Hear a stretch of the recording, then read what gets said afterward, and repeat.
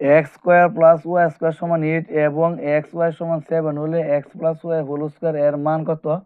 এই অঙ্কটি আমরা বেসিক নিয়মে সমাধান করব। প্রথমে আমরা হোলের আগে যা আছে তা আগে আমরা দেওয়া আছে দিয়ে লিখে নিব।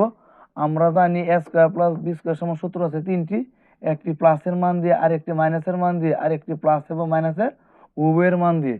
আমরা সবসময় মানের উপর নির্ভর করে সূত্র প্রয়োগ করব।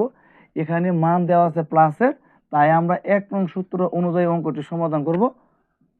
বা X square plus Y square সমান X plus Y whole square minus 2xy সমান 8, বা x plus Y whole square minus 2 into X সমান 7 সমান 8, বা x plus Y whole square minus 7 দুগুণে 14 সমান 8। এখন আমরা পক্ষান্তর করব।